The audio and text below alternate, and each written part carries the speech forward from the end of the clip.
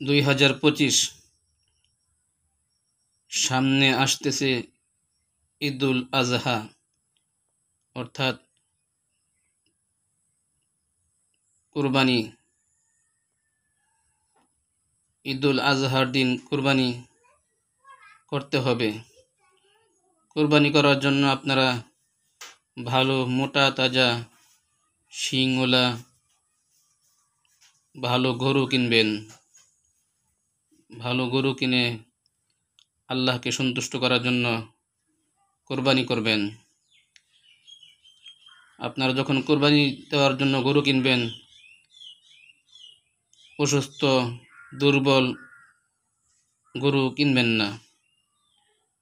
যেটা আপনার কাছে সবচেয়ে পছন্দনীয় হয়, দেখতে ভালো, মোটা, দেখতে সুন্দর, ভালো মোটা তাজা দেখে গরু কিনুন। এরপর আপনারা ঈদুল আজহার দিন কোরবানি করিবেন।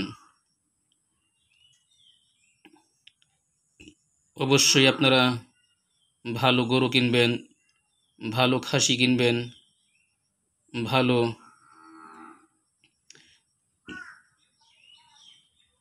পশু কিনবেন। অন্যথায়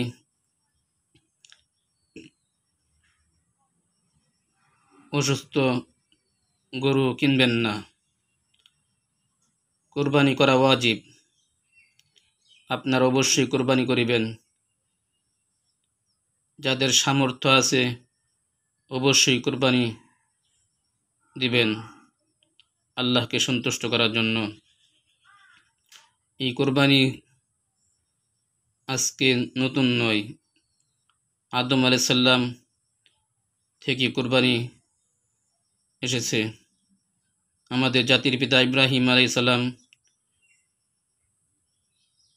তিনি কোরবানি করেছিলেন নিজের আপন কলিজার টুকরা সন্তানকে।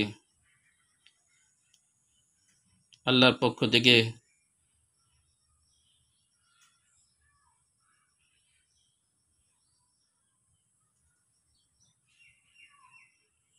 নবীর সন্তানের পরিবর্তে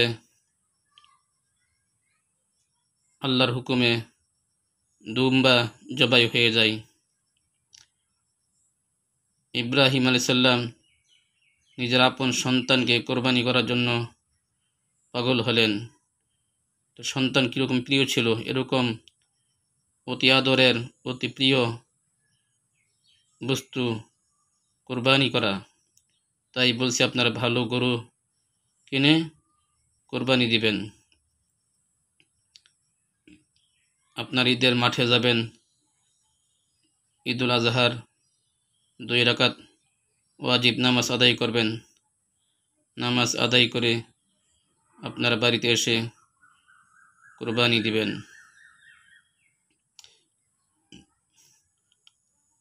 আপনারা সকলেই কোরবানির জন্য